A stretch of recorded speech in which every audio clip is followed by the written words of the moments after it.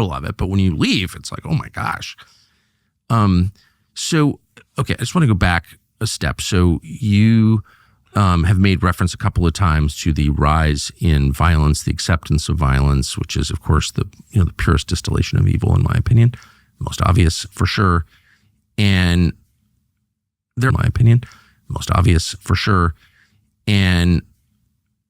are signs that it's, we're entering a violent stage. I pray that we're not, but it feels like we are. You just had a longtime employee assassinated. I don't know the extent to which you want to talk about that. We're entering a violent stage. I pray that we're not, but it feels like we are. You just had a longtime employee assassinated. I want to talk about that, but what was that? Is it a harbinger of things to come? Well, a month ago, Jamie White, a great reporter, great guy. We were working up there Sunday night till about 9 o'clock. I left. He went home and then got shot through the carotid artery, one shot through his neck, and then out the back, and then he bled to death. By the time he got to the hospital, about 15 minutes later, the police got there very quick. How old was he? He was 36. Ugh. And he was on the Ukraine hit list along with myself and you and a bunch of other people. And everybody getting the SWAT calls, the SWAT teams sent to their houses and their families has been on that list as well. Which is basically everyone you know. Yes. And then, of course, Ukraine tortured American journalist Gonzalo Lira to death and then celebrated that.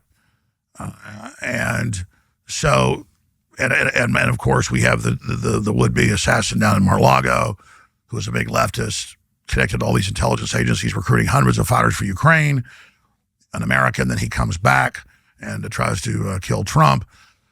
So I think, you've seen Alexander Dugin's daughter blown up in front of him in 2022. In Moscow by the Ukrainians. In Moscow. Murdering a guy's daughter, applauded by Anne Applebaum and all the rest of the ghouls in the United States effectively because they don't like Alexander Dugin's ideas, so it's okay to murder his daughter with the... well, that's the new...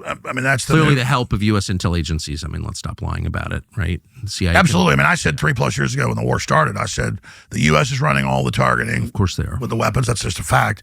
And with their soldiers on the ground, because I know some of the people whose sons are there, when it all started, were really nervous. They didn't give me details, but they're like, yeah, your sons are there, special operations. And there's been a lot of U.S. military personnel fighting Russia in Ukraine. Absolutely. I'm on record 3 years ago saying that. And then 2 weeks ago, New York Times, the U.S. has been running the war and been there the whole time. And, get a Pulitzer Prize. So that was all known. And so now Trump is trying to rightfully end it.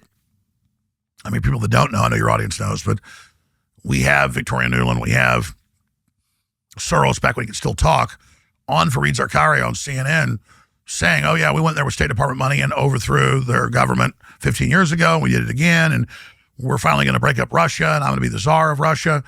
5 weeks ago, they had the deputy head of the unelected EU Commission say, oh, we're going to keep this war going for decades. And we're going to bankrupt Russia with it. And we're going to break Russia in 5 parts. So they're on the news saying, we want peace. We want love. Oh no, Ukraine will never join NATO, which is why Putin went in. And the weapons being brought in to his border. And then separately, Zelensky's always, no, I join NATO. And so, again, the West started this war. Imagine if Russia... I'm aware, yeah. I know you know more better than anybody, probably. No, it's just... Has encircled... you've actually... Yeah. Any American journalist, you've been everywhere. You've documented it. And it's just, we're starting the fight. These crazies are dragging us in to what's really already World War III conventionally, that every escalation moves us closer to nuclear war. The doomsday clock with the atomic energy scientists, was the closest it's ever been. And so this is really fundamental. And so any concern I have about being sued or lawfared or attacked doesn't even hit my psychological, spiritual, mental radar, because the big threat is so big of what these megalomaniacs are doing. So one thing one fact I don't think is penetrated the brains of policymakers in Washington is that we just lost a war with Russia. The U.S. was running that war, the U.S. military, the Pentagon, State Department, CIA, running the war against Russia. It was never about Ukraine. No one in Washington cares about Ukraine or the hundreds of thousands of Ukrainian men destroyed. The fact it'll be populated by third worlders. Ukraine, we just eliminated Ukraine. Nobody cares. This was a war against Russia. They hate Russia for a lot of reasons, mostly spiritual. but we lost. And my concern is because nobody will say that out loud, that we're overstating our power. And in the same way that you sometimes see like divorced 60-year-old guys hitting on young women and don't realize that the young women think this is like absurd. You're like an old man. Why, you really think I'm going to sleep with you?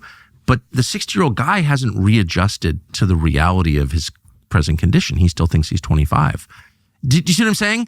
And he humiliates himself. That can happen at the level of nations where, you think you can affect outcomes that you actually don't have the power to bring about. And so that's called hubris, and that's how empires get destroyed and populations vaporized. And I'm really afraid of that. Like,